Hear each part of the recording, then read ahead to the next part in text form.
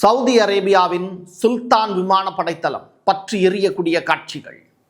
ஈரானுடைய ஆண்கள் பள்ளிக்கு பக்கத்தில் நடந்திருக்கக்கூடிய தாக்குதல், மாணவர்கள் சிதறி அடித்து ஓடக்கூடிய சிசிடிவி காட்சிகள், தி பயங்கரமான வீடியோ எக்ஸ்க்ளூசிவா.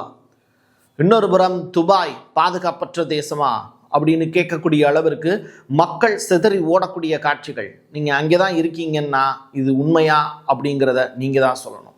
இன்னொரு புறம் லெபனானில் ஹிஸ்புல்லா ஆயுதம் ஏந்தாததுனால யூஎன் பாதுகாப்பு படை, அமைதி படை மீது இஸ்ரேல் நடத்தி இருக்கக்கூடிய அட்டூழிய தாக்குதல். நடந்திருக்கக்கூடிய நிகழ்வுகள் இதுவரை நடந்திராத அளவிற்கு மிகவும் மோசமான நிகழ்வுகள். ஈரான், இஸ்ரேல், அமெரிக்கா நடத்தக்கூடிய போரில் பாதிக்கப்படுறவங்க பொதுமக்கள். வாங்க பார்க்கலாம் உறவுகளே. இது Prasad signature. Prasad signature media broadcasting private limited. நீங்க நியூஸ் ரீடரா மாறணுமா, கண்டென்ட் கிரியேட்டரா உருவாகணுமா, சேட்டலைட் சேனல்ல ரிப்போர்ட்டரா வேலை பார்க்கணுமா, டாக்குமெண்ட்ரி மேக்கிங்ல இருந்து ஜேர்னலிசம் பற்றிய முழுமையான பயிற்சி பெற உங்களுக்கான அருமையான வாய்ப்பு. எங்களை தேடி வாங்க. ஆன்லைன் மற்றும் நேரடி பயிற்சி வகுப்புகளும் சர்டிபிகேட் கோர்ஸாவே கத்துத்தரும். மீடியா துறையில் 10 ஆண்டுகளுக்கு மேல அனுபவம் உள்ளவர்கள் பயிற்சி கொடுப்பார்கள். வாய்ஸ் ஓவர் தொடங்கி வாய்ஸ்லெஸ் பீப்புளுக்காக உங்களை சிறந்த ஜேர்னலிஸ்டா உருவாக்க வேண்டியது எங்களோட பொறுப்பு. ஸ்கூல்ஸ் அண்ட் காலேஜஸ்ல ஜூனியர் ஜேர்னலிஸ்ட்ங்கிற பேர்ல ஒர்க் ஷாப்பும் கண்டக்ட் பண்ணி கொடுக்கிறோம். மோட்டிவேஷனல் ஸ்பீக்கரா கடந்த 15 ஆண்டுகளா கல்வி நிறுவனங்களுக்கு நிகழ்ச்சிகளும் நடத்தி தரோம். தொடர்புக்கு 9944790333 94493594 prasadsignature@gmail.com. தென்னிந்தியாவின் கட்டடக்கலை ராஜாக்கள், creator constructions and north west interiors. உங்களோட கனவு இல்லத்தை பிரம்மாண்டமா கட்டி கொடுக்குறாங்க கிரியேட்டர் கன்ஸ்ட்ரக்ஷன்ஸ். அதோட கட்டி கொடுத்த வீட்டை இன்டீரியர் பண்ணி அழகாக்குறாங்க நார்த் வெஸ்ட் இன்டீரியர்ஸ். தொடர்புக்கு 7299079991. உங்களுடைய தொழில் சம்பந்தமான விளம்பரங்களை நமது சேனலில் ஒளிபரப்ப உங்களுக்கான அருமையான வாய்ப்பு. லெபனானுடைய அமைதி படைகள் மீது இஸ்ரேல் நடத்தி இருக்கக்கூடிய தாக்குதல் உலக நாடுகளை அதிர்ச்சிக்குள்ளாக்கியிருக்கு. உலகத்தில் பல்வேறு நாடுகள் ஒன்றாக சேர்ந்து லெபனானில் அமைதி திரும்பணும் அப்படிங்கிறதுக்காக ஏற்படுத்தப்பட்டது தான் இந்த அமைதிப்படை அப்படின்னு. அது இப்போது சின்ன பின்னமாக செதஞ்சு போய் நிற்கிது. அந்த அமைதிப்படை இஸ்ரேலை தாக்கவே இல்லை. ஹிஸ்புல்லா கிட்டையும் ஆயுதங்கள் இல்லை. லெபனானில் இருக்கக்கூடிய முக்கியமான பாரம்பரிய கட்டிடங்கள் மீது தொடர்ச்சியாக இஸ்ரேல் நடத்தி இருக்கக்கூடிய அட்டூழியமான தாக்குதல்கள், 5000 ஆண்டு பாரம்பரியமிக்க கட்டடங்கள் எல்லாமே சிதைந்து உடஞ்சிக்கிட்டு இருக்கு அப்படிங்கிற தகவல். அது மட்டும் இல்லை, இப்போ ஐக்கிய நாடுகள் சபையால் பாதுகாக்கப்பட வேண்டிய பெட்டகங்கள் அப்படின்னு சொல்லப்படக்கூடிய இடங்களையும் இஸ்ரேல் அதிரடியாக தாக்கிட்டு இருக்கு. யாருக்குமே நாங்கள் அடிபணிய மாட்டோம் அப்படிங்கிறது தான் இஸ்ரேலுடைய ஸ்டைலாக இருக்குது. யாருமே தாக்காமல தொடர்ச்சியாக ஒட்டுமொத்த லெபனானையும் அங்கே இருக்கக்கூடிய மக்களையும் கொல்வது ஒன்றே இஸ்ரேலுடைய நோக்கமாக இருக்குது. இந்த அமைதிப்படை வீரர்கள் நம்ம நாட்டை சேர்ந்தவங்களும் இருக்காங்க இல்லையா?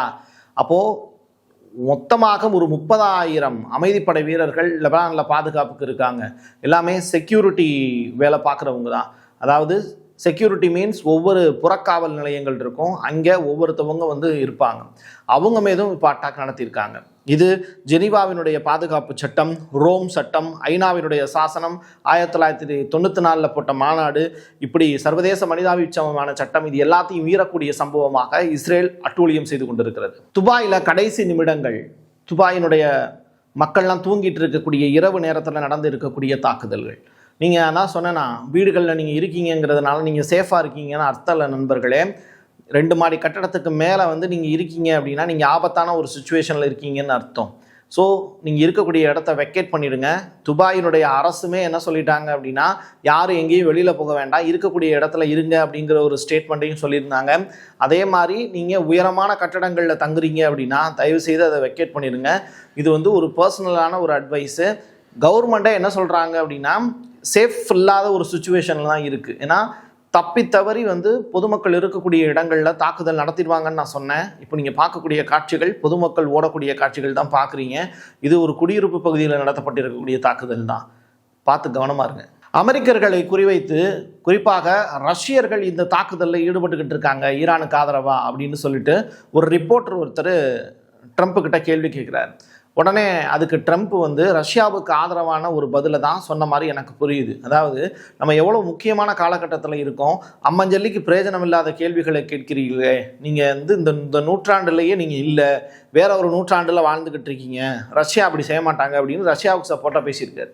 ஈரானோட காஸ்விடிங் அப்படின்னு சொல்லிட்டு ஒரு ஏரியா, அங்கே ஆண்கள் பள்ளி ஒன்று இருக்குது, பள்ளிக்கூடம் இருக்குது. அந்த பள்ளிக்கூடத்தில் வந்து பார்த்திங்கன்னா பள்ளிக்கூடத்துக்கு பக்கத்துலேயே ஒரு அட்டாக் நடந்திருக்கு. பள்ளி குழந்தைகள் வந்து ஓடக்கூடிய காட்சிகள் வந்து அரங்கேறுது. இஸ்ரேலிய அமெரிக்க வீரர்கள் தொடர்ச்சியாக நடத்தி இருக்கக்கூடிய தாக்குதலில் அந்த பள்ளி குழந்தைகள் வந்து பார்த்திங்கன்னா ஸ்கூல் விட்டு வெளியில் போகிறதுக்கான சுச்சுவேஷன் இல்லாமல் இருந்திருக்கு. ஆனால் எனக்கு ஒரு டவுட் என்ன அப்படின்னா, ஈரானில் போர் நடந்துக்கிட்டு இருக்கு, இப்படிப்பட்ட நேரத்தில் எதற்காக அந்த பள்ளிக்கூடம் இயங்கணும் அப்படிங்கிற கொஸ்டின். மாணவர்கள்லாம் ஸ்கூல் யூனிஃபார்மோட தான் இருக்காங்க. பட் இது அன்ஆத்தன்டிகேட்டட் வீடியோ மாதிரி எனக்கு தெரியுது. பட் இதை வேர்ல்டு வைடாக முக்கியமான செய்தியாக பரப்பிக்கிட்டு இருக்காங்க. அதனால இந்த காட்சிகளை நான் உங்களுக்கு காண்பிக்கிறேன் வித் சிசிடிவியோட. இதை ஈரானுடைய அஃபிஷியல் சேனல் வந்து வெளியிட்டிருக்காங்கிறது தான் ஷாக்லையும் ஷாக். யூஎஸ்னுடைய கமாண்ட் சென்டர் எங்கே இருக்குன்னா யூஏஇல இருக்குது. அந்த இடத்தின் மீது ஒரு அட்டாக்கை துபாயில் வச்சு நடத்தியிருக்காங்க. யார்? ஈரான். இந்த தாக்குதலில் அங்கே இருக்கக்கூடிய அதிகாரிகள்லாம் ஓடக்கூடிய காட்சிகள் அரங்கிருது. துபாய் பாதுகாப்பற்ற ஒரு தேசம்தான். எப்படி நம்ம தனுஷ்கோடியை இங்கே வந்து நீங்கள் நெட்டில் தேடி செக் பண்ணி பார்த்தீங்கன்னா தெரியும், ஒரே ஒரு புயல் வந்தது, அதை மனிதர்கள் வாழ தகுதியற்ற இடமாக மாற்றி காட்டியது தமிழக அரசு. இதற்கு மத்திய அரசும் இணங்கியது. இன்னைக்கு அது முழுக்க முழுக்க இராணுவ கட்டுப்பாட்டு மையமாக மாறி போய் நிற்குது. மக்கள் சோலார் லைட்டில் மீனவர்கள் சிரமப்பட்டுக்கிட்டு இருக்காங்க. அது மாதிரி துபாயை அடுத்து அறிவிப்பதற்கான வாய்ப்புகள் கூட இருக்கும் போல இந்த மாதிரியான காட்சிகளை பார்க்கும்போது. அமெரிக்க இங்கிலாந்து டேங்கர் கப்பல்கள்லாம் பற்றி எரியக்கூடிய காட்சிகள். யுஎஸ்எஸ் ஆப்ரஹாம் கப்பல் மீது தொடர்ச்சியாக ஈரானுடைய க்ரூஸ் மிசைல் தாக்குதல் நடத்தக்கூடிய நிகழ்வுகள், ஹைபர்சோனிக் மிசைல் தாக்குதல் நடத்தக்கூடிய நிகழ்வுகள் அரங்கேறுது. இது ஒரு புறம். ஒரு கப்பலை முழுமையாக வீழ்த்துவதற்கான வாய்ப்புங்கிறது அவ்வளவு சாதாரணமானதல்ல. அதுவும் யுஎஸ்எஸ் ஆப்ரஹாம் கப்பலை சரியாக இரவு நேரத்தில் டார்கெட் பண்ணி அடிக்கிறாங்க. இதுதான் ஈரானோட ஸ்டைலாக இருக்குது. அந்த கப்பலுடைய 75% பழுதுபடுத்தப்பட்டது அப்படின்னு சொல்கிறாங்க. என்ன பிரசாத் அடிச்சிட்டாங்கங்கிறீங்க, அந்த கப்பல் வந்து மூழ்கலையா அப்படின்னு கேட்டால், அந்த கப்பலை மூழ்கடிப்பது அப்படிங்கிறது அவ்வளவு எளிதான காரியம் அல்ல. ரைட்டா? அது 4 கால்பந்து மைதானத்துக்கு இணையாக மேற்புறத்திலேயே வந்து ஏரோப்ளைன்லாம் வந்து நிற்கக்கூடிய இடம். அது மட்டும் இல்லை, ஃபைட்டர் ஜெட்லாம் வந்து நிற்கக்கூடிய இடம். அப்படிப்பட்ட இடம் மேற்புறத்திலேயே இருக்குது அப்படின்னா அதனுடைய அடிப்பாகம் எவ்வளோ ஸ்ட்ராங்காக இருக்கும். அதை உடைக்கிறது அவ்வளோ சாதாரண விஷயம் இல்லை. அதை ஈரான் இப்போ செஞ்சுக்கிட்டு இருக்காங்க. வடக்கு பாரசீக வளைகுடாவில் இருக்கக்கூடிய அமெரிக்க எண்ணெய் டேங்கர்கள் மீது ஈரான் நடத்தி இருக்கக்கூடிய தாக்குதல்கள் வந்து ரொம்ப மோசமான ஒரு காட்சிகளாக இருக்குது. அந்த கப்பல் வந்து பற்றி எரியக்கூடிய காட்சிகள். இது வந்து யுஎஸ்எஸ் ஆப்ரஹாம் கப்பலில் வேற ஒரு கப்பல். இப்படி தொடர்ச்சியாக அமெரிக்கா வந்து 24 கப்பல்களை ஈரான் கப்பல்களை வீழ்த்தியிருக்காங்கும்போது ஈரான் வந்து பார்த்தீங்கன்னா தொடர்ச்சியாக என்ன பண்ணுறாங்கன்னா அமெரிக்க கப்பல்களை தாக்குதல் நிகழ்த்துறாங்க. ஆனால் அதோட கவுண்ட்டை மட்டும் இன்னும் ஈரான் வெளியிடலை.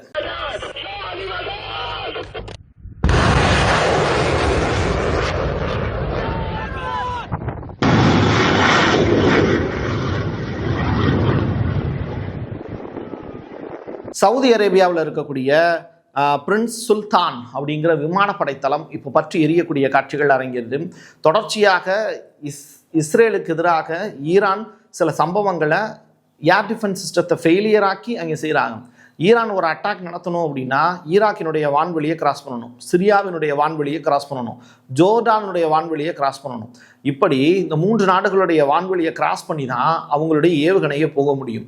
அப்போ இந்த 3 நாடுகளும் ஈரானுக்கு உதவி செய்தா அப்படின்னு கேட்டால், வான்வெளி இப்போது எல்லாத்துக்குமே ஓப்பனில் தான் இருக்குது.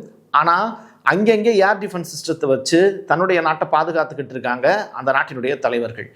இப்போது அமெரிக்காவுக்கும் வான்வெளி ஓப்பனில் இருக்குது, ஈரானுக்கும் வான்வெளி ஓப்பனில் இருக்குது. அதனால் விளையாட தொடங்கியிருக்காங்க. இது கடைசி 24 மணி நேரத்தில் நடந்திருக்கக்கூடிய நிகழ்வு.